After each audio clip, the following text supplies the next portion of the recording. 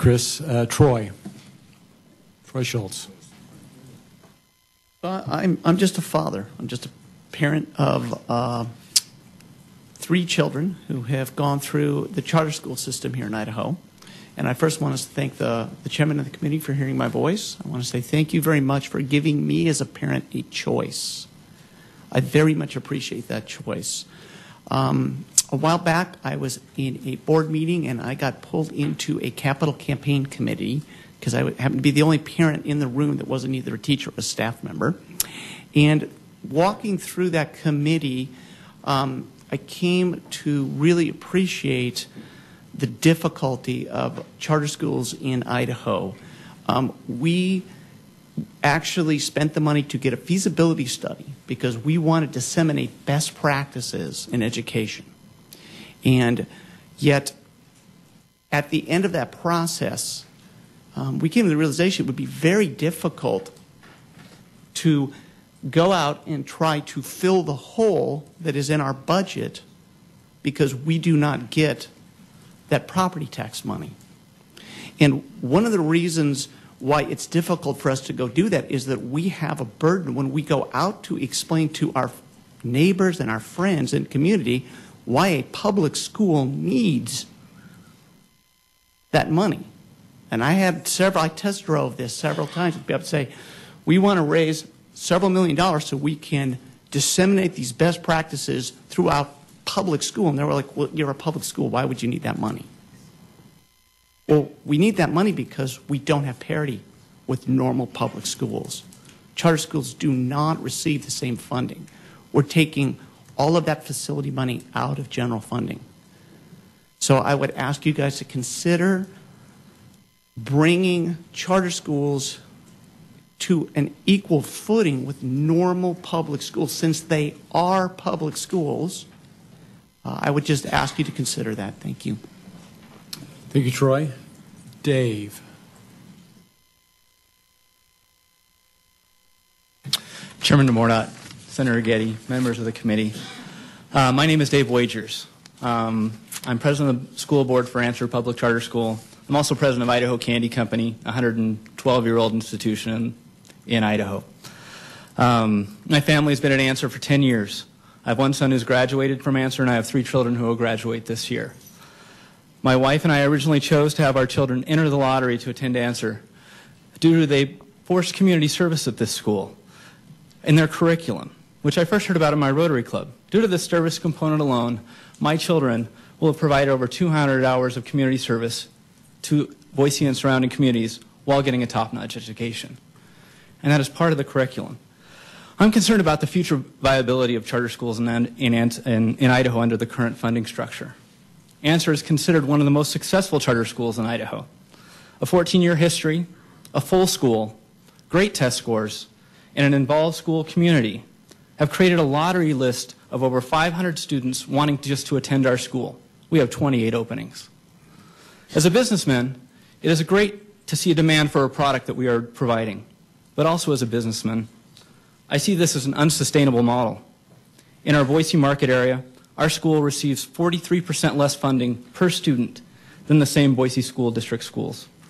Our teacher pay scale is 12% less than other teachers' pay in the same area. This puts us at a competitive disadvantage when recruiting and retaining the best teachers and providing all resources necessary to educate our children. We're using general student funds for our building and maintenance expenses, which we receive no additional funding. Our families are paying levies for local public schools and taxes for school maintenance, but receiving no benefit for the public school their children attend.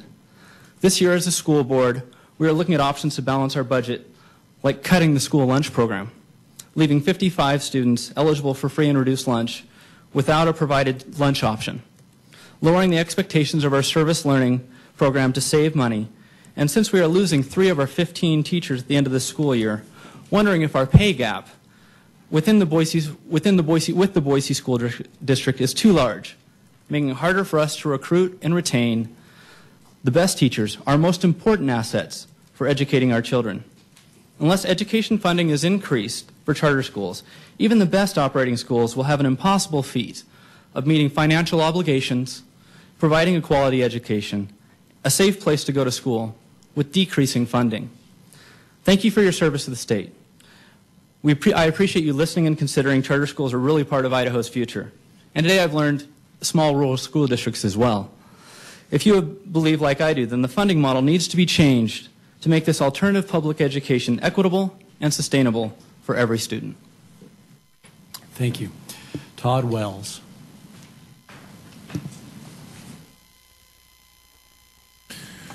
Chairman, committee members, I'd just like to thank you for this opportunity to come before you and testify this afternoon. I am Todd Wells, trustee from Castle Ford School District 417, president-elect of the ISBA, and parent of 2 school-aged children. Today I'll be addressing the legislation that's been proposed by the ISBA regarding the labor issues. For background, Castle Ford is a rural, ag-based community that serves approximately 300 students. For the past 2 years, we have been working under the statutes that were repealed with the defeat of Proposition 1. Negotiations were held in a public forum. There was no implementation of a last best offer. The district and trustees were not held accountable for obligations made by previous boards that were under different circumstances, and we had the security of knowing that the negotiators were serving the majority of the certified staff. Negotiations were accomplished in a civil, timely, non-threatening, and comfortable manner with all parties. Trustees need options, such as the legislation before you, to manage their districts in a fiscally prudent manner. Guidelines are included within the legislation to keep negotiations fair and open while giving trustees the flexibility to do what is best in each of our own districts. Legislation has been presented in separate bills so that they can be fully vetted individually and not a blatant reintroduction of the Luna laws. They have been modified from their original content through discussions with stakeholder representatives in an effort to reach some kind of consensus. Decisions must be made for what is in the best interest of the education of our children. You've heard that several times this afternoon. Thank you for your attention and time. Thank you, Todd. Christy. Is Christy Castro here? Oh, go ahead, Christy. Good evening. Thank you for the opportunity to speak with you today. My name is Christy Castro. I'm the superintendent for Troy School District number 287. The main source of income for our community is farming, logging, and the University of Idaho, which is 15 miles west of us. Go Vandals.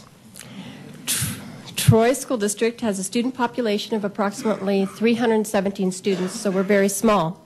But our high school is a 5-star school and our elementary school is a 3-star school. At our elementary school, however, we have 53.2% of our students who are from low-income homes. As most of you are aware, children from poverty have a higher absenteeism, higher dropout rate, are more likely to have developmental delays and learning disabilities, and many are not prepared for elementary school. If we lose the income generated from the business personal property tax, then we will lose approximately $38,000 in Troy School District.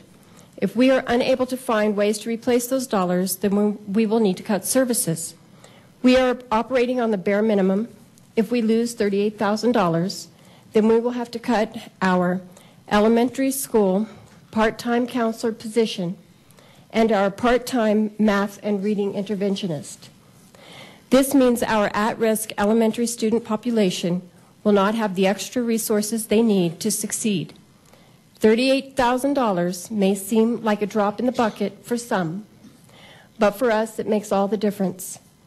Thank you for the opportunity again to speak today, and thank you for keeping the best interest of our students in mind as you vote to keep the business property tax.